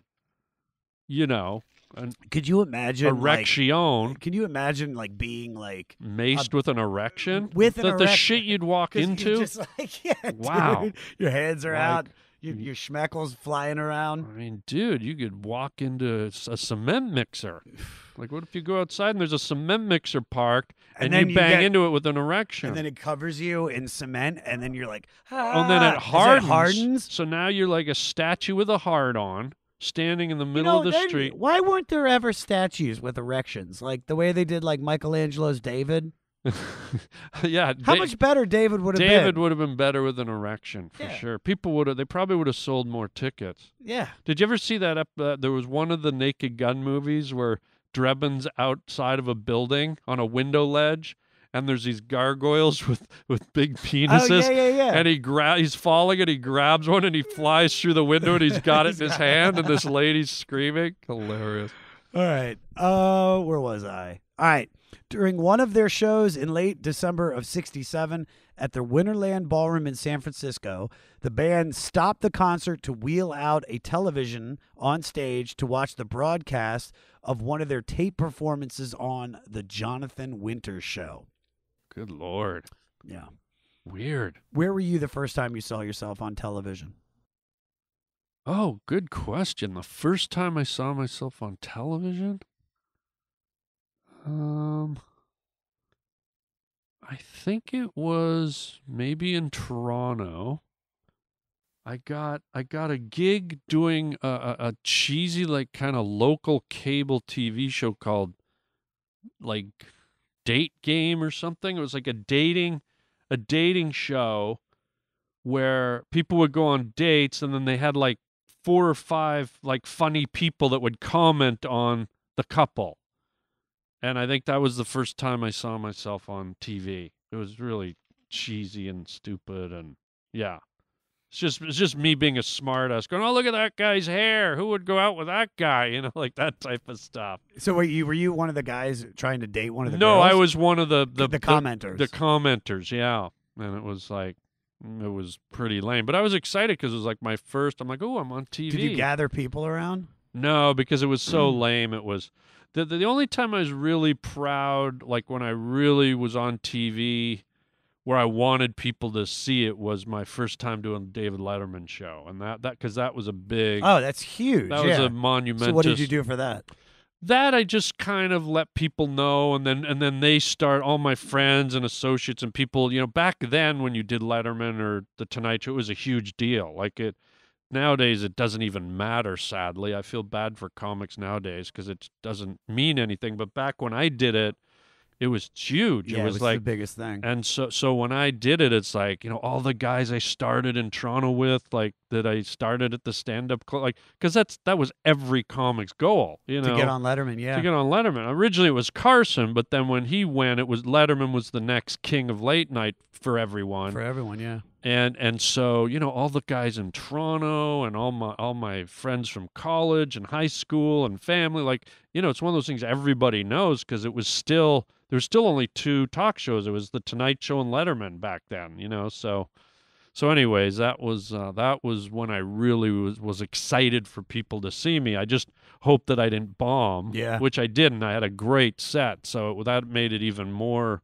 glorious. So you were to talk about the first time you saw yourself on television. Back in like 1999, my cousin worked for the Whoopi Goldberg show. No, not Whoopi Goldberg, the Queen Latifah show. Okay. And he calls me. He's like, "Listen, man." He's like, "Can you come up to New York? I need somebody just to be in the audience. Oh, that we're gonna be asking about. You have to ask Whoopi a question. She's the guest, Whoopi Goldberg, and you have to ask her a question about like why do you think they're gonna say something basically about how women care too much about the way that they look."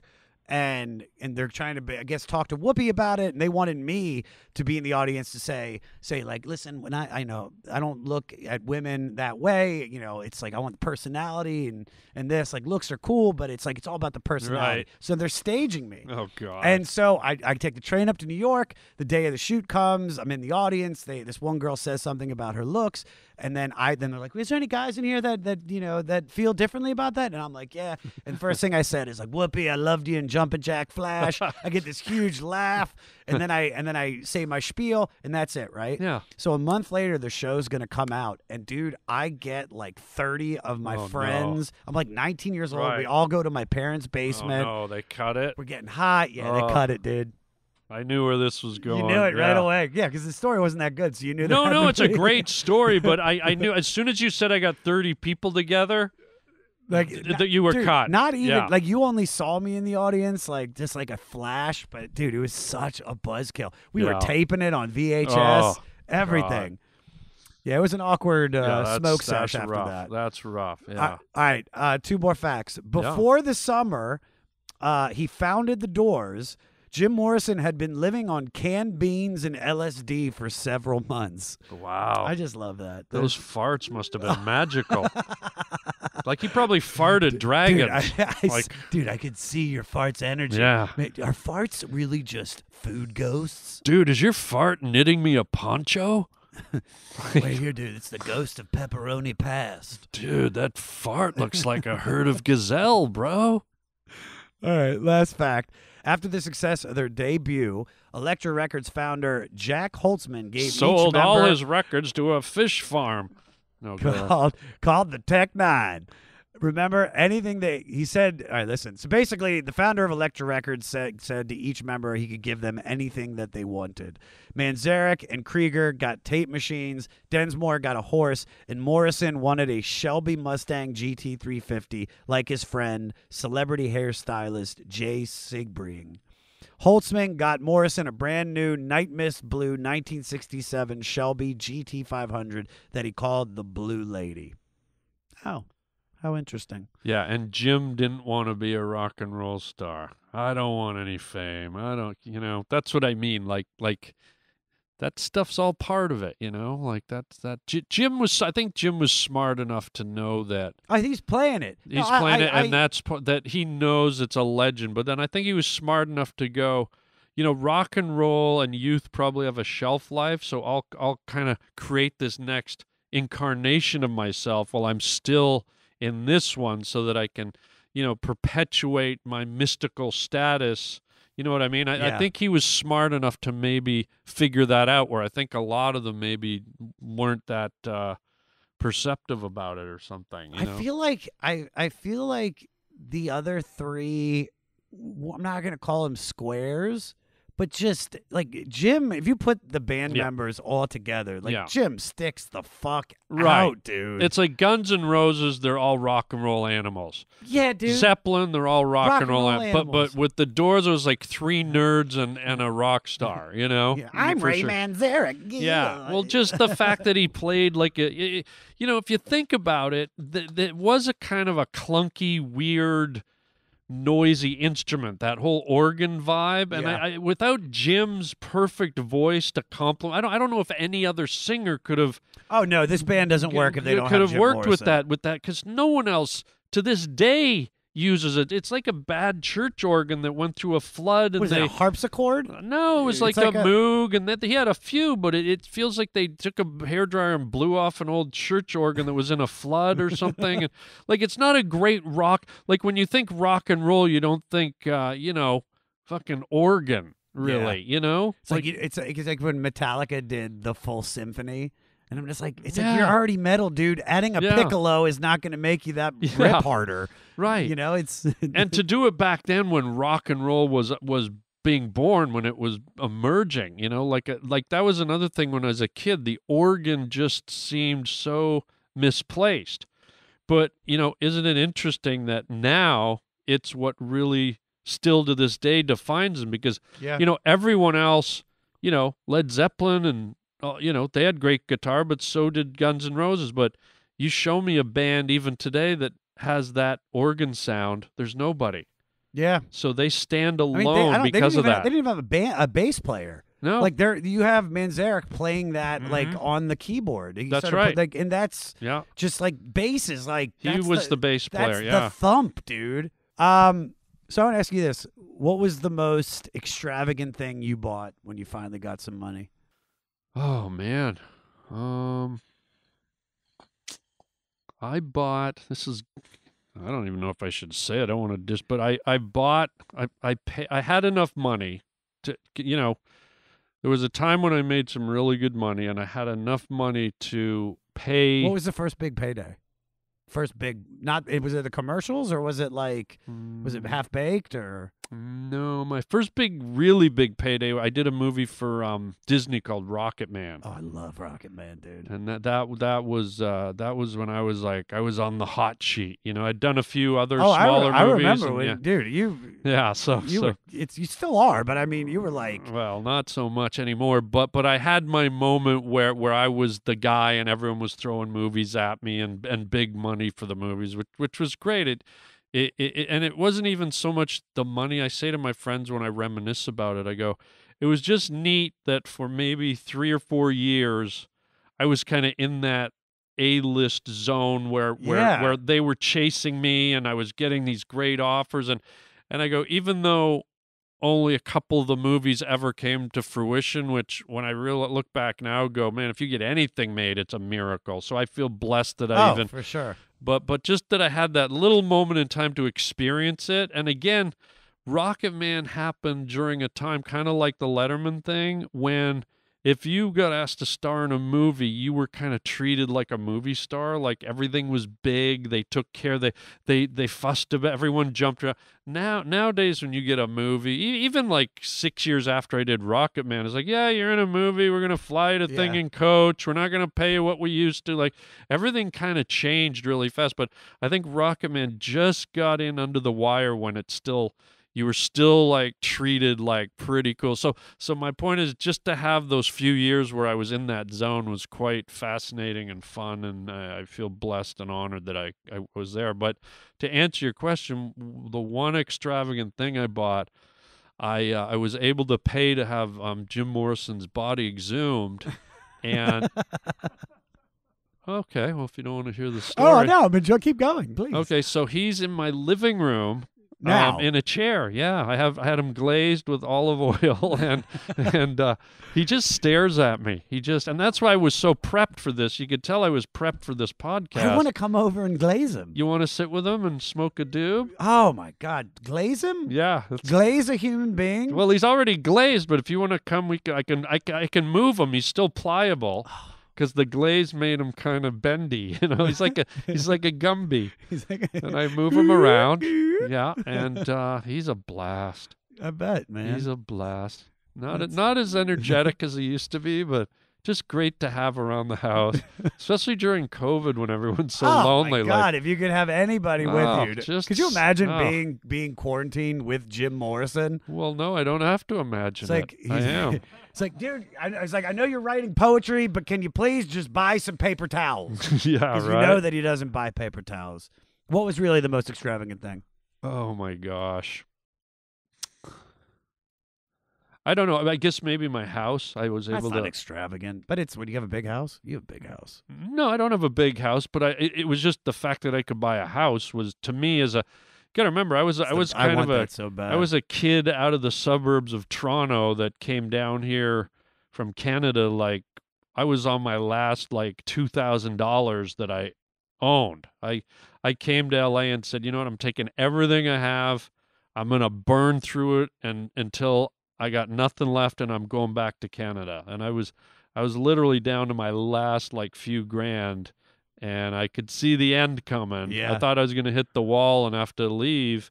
And I wouldn't have been able to come back because I spent everything. Yeah. And just God be willing, like things started to happen. And just as I was starting to run out of money. And so the concept that I was able to eventually buy my own house. And it's mind-blowing. Yeah. I mean, are you talking like kind of an exotic? I don't know. It's like, I think, okay, like the most exotic thing I did where I had a little money, and it was probably one of the highlights of my life. One day in this house that I bought, this was probably about 15 years ago. Yeah. I went down to my mailbox, and as always, there's junk mail. And I'm looking through there's the thing for the furniture, there's the thing for the paver stones, there's the thing for new granite counters in your kitchen, and I'm just chucking them in the garbage. And I see this one, it's got the National Geographic logo on. It's a pamphlet. Yeah. And I'm reading it. It goes, fly around the world in a private jet. And I was, my hand was just about letting it go.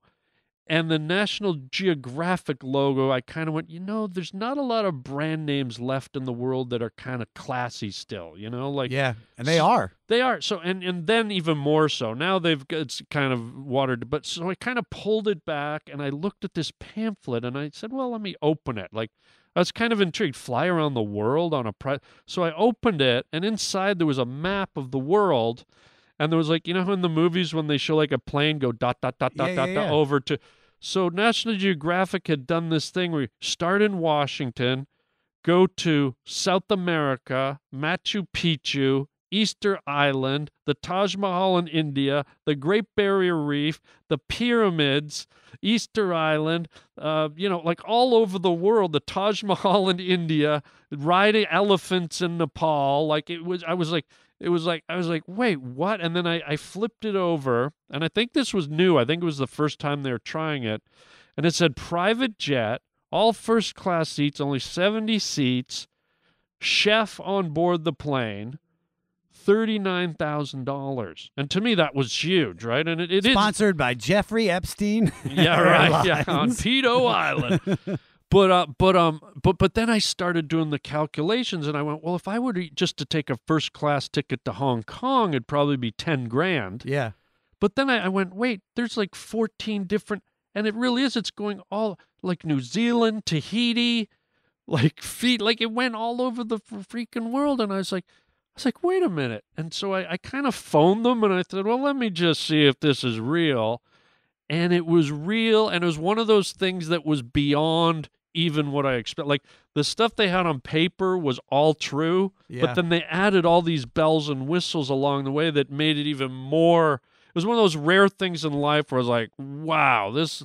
And so I went around the world in like 30 days to all these places. We spent 3 days in each place. Just you solo? No, there was like 70 of us. No, I know, but I went alone. You went alone. My cousin was supposed to come, but he ended up having to work, and he had to cancel. So he was supposed to come with me. So I ended up doing it alone. And sometimes it's almost better to do stuff alone. Like, I wish he was there because it was a great experience. And but you would have had the memories and had your own but there was inside something jokes. about being on my own, because then you're not checking in with anyone. You just like, I'm going to walk over there to that weird temple, and you don't have to ask anyone. And so it was one of the highlights of my life. Dude, so, you went on a vision quest. yeah, and that was one of the most extravagant things. And now they're still doing it.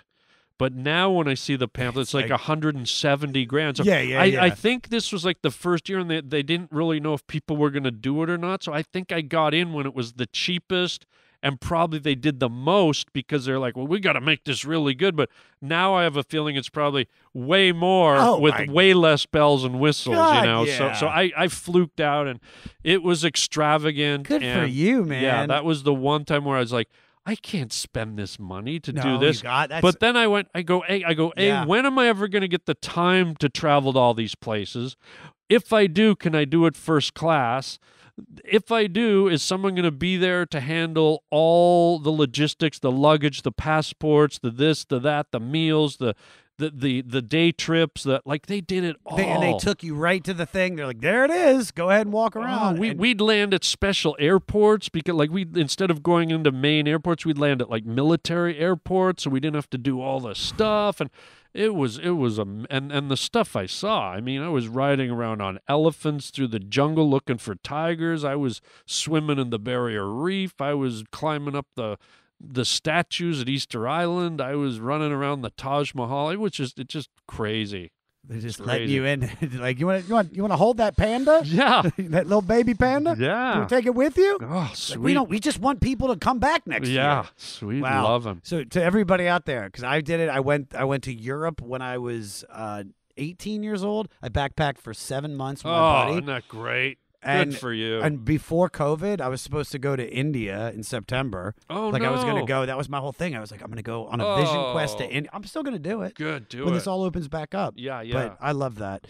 This was so great, dude. Dude, what a treat. So tell everybody where they can find you, promote whatever you got to promote. Brother. Oh, really? Okay. Well, I have a thing called patreon.com where it's like a little site where you can view all my own like videos and short movies that I make and songs and short stories that I write. It's kind of, I call it the imagination station, and it's where I kind of dump all my creativity. I love that. And people can go on and join. I have a little series I've been shooting called Two Guys in Their Underpants. It's these two little dolls that they're like Ken dolls, and I film them all over the world, and wherever I travel, I take them and I shoot little adventures with them. Nice. So they've been to the St. Louis Arch, they've been to Burning Man, they've been to Saudi Arabia. I threw them over Niagara Falls. Like they've been everywhere. So it's really crazy comedy. So you can check that out. It's patreon.com/Harland Williams. I have my Instagram where I always What's your handle? Harland Williams. Harland Williams. And same with Twitter. And I'm not one of these guys. I don't put up a lot of like topical, political. I just put up stuff to make people laugh. So stupid jokes, little funny videos. So if you want to follow that, go for it. And then I have harlandwilliams.com as my website. So follow Harland. Join his Patreon. You're one of the funniest people I know. Thanks, I love you dude. so much. Thanks, buddy. Thank you so much, buddy. Dude, what a pleasure. So And much I'll see you through the next door. Yuck your face. Yuck your fishing lure. Yuck your twat. Finally.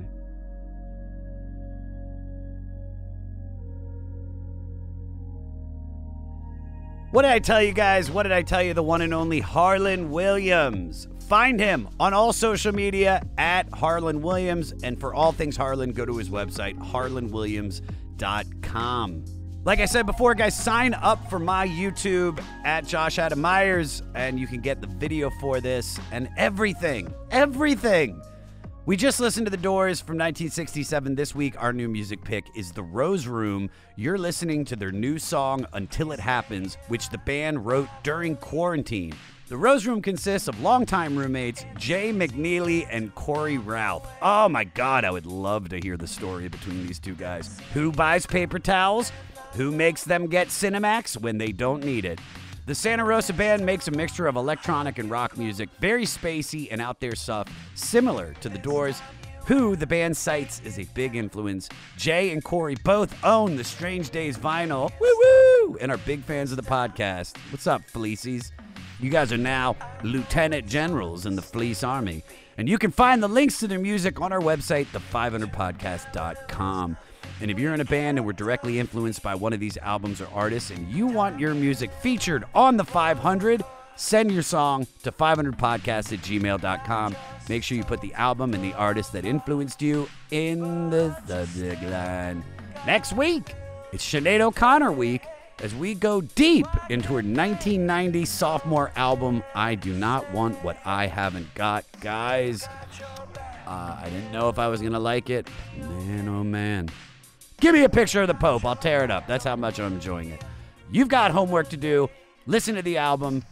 Stay fleecy. Dougal. Dougal.